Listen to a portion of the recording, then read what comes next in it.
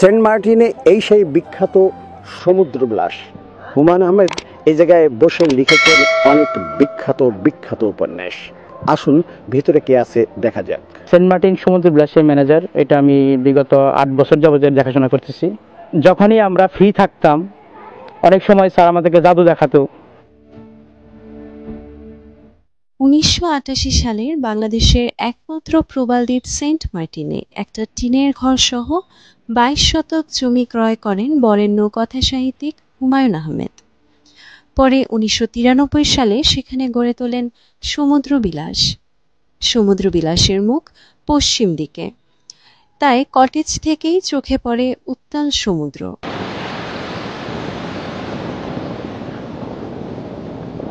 আমি 2007 সালে স্যার এখানে জয়েন করি, স্যারের চিফ অ্যাসিস্ট্যান্ট ক্যামেরাম্যান হিসেবে। নাটকে কাজ করেছি, সিনেমাতে কিছু কাজ করেছি, পাশাপাশি নুহাশপল্লীতে দেখাশোনা করি। নুহাশপল্লীর অ্যাসিস্ট্যান্ট ম্যানেজার আমি। সেন্ট মার্টিন সমুদ্র বিলাসের ম্যানেজার, এটা আমি বিগত 8 বছর যাবত দেখাশোনা করতেছি। বর্ষায় জোয়ারের জল আসে কটেজের দোরগোড়ায়। তখন অবারিত সমুদ্রের আছড়ে পড়া ছন্দবদ্ধ জলের পাশে দেখা মেলে আবাল বৃদ্ধ বনিতার। সমুদ্র বিলাসে রয়েছে ছোট ছোট কয়েকটি কাঠের তৈরি কটেজ। আগে ছিল 3 রুমের একটি কটেজ। সেন্ট মার্টিন আসলে সেখানে থাকতেন কালের সাক্ষী কথাসাহিত্যিক হুমায়ূন আহমেদ। এখানে প্রতিটি কটেজের নামকরণ করা হয়েছে কিংবদন্তি হুমায়ূন আহমেদের বিখ্যাত সব উপন্যাসের মিষ্টি মিষ্টি নামে।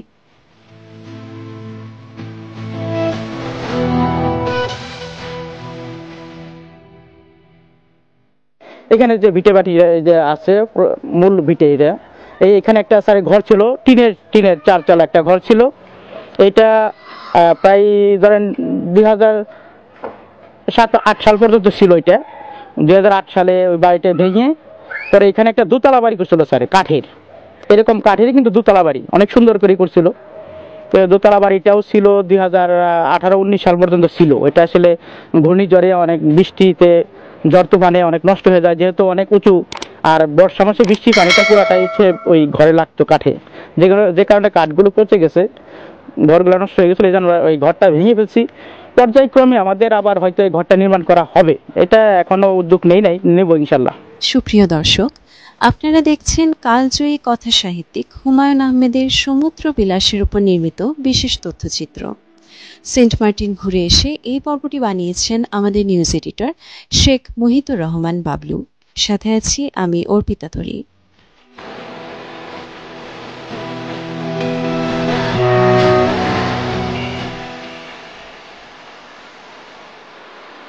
ব্যক্তি হুমায়ূন আহমেদ কেমন ছিলেন?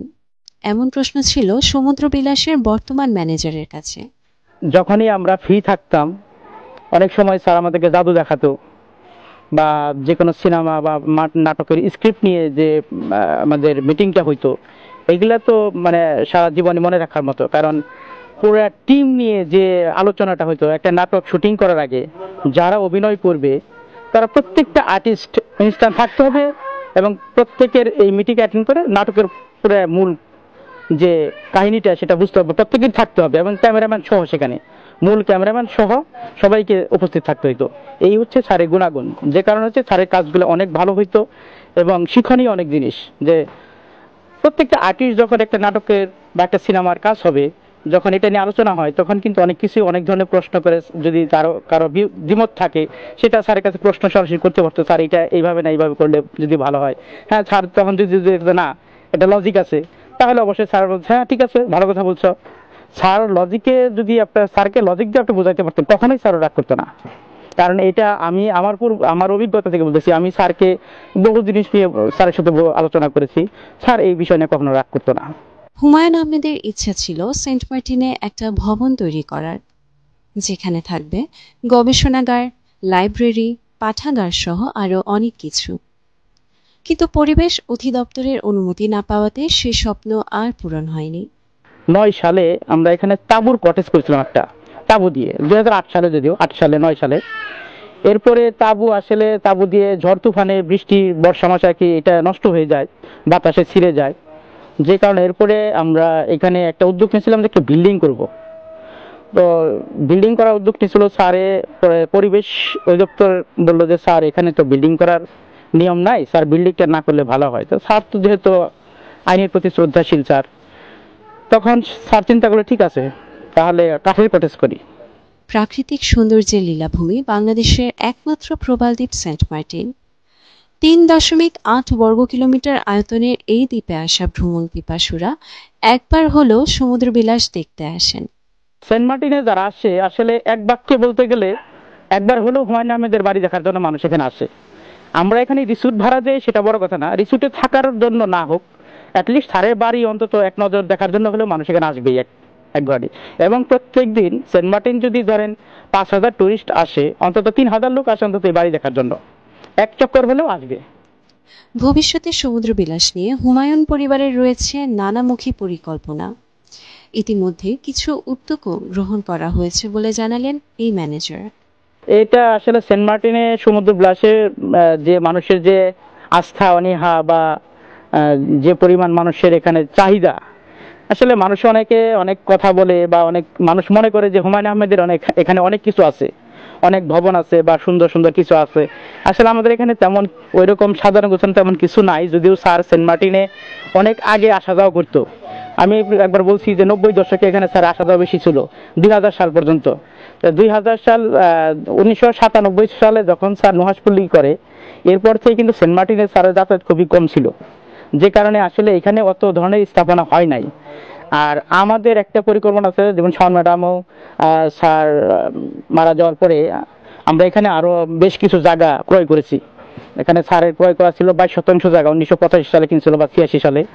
এরপর আমরা আরো 3-4 বছর আগে আরো আপনার 30% জায়গা ক্রয় করেছি এখানে।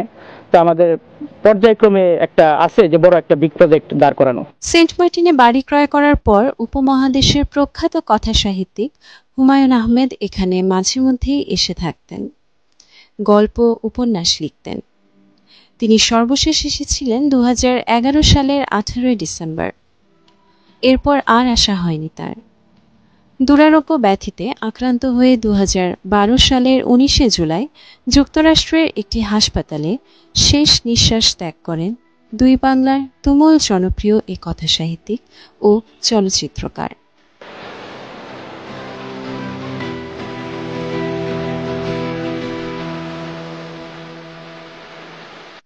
আমাদের এখান তো কাজ নাই, আমরা তো কষ্ট পেলাম। বাহিরের লোকেরা এসে বাইরে টাকা চলে যায়, আমাদের সেন্টমার্টিনের স্থানীয় লোকেরা তো কোনো পয়সা আয় করতে পারে না।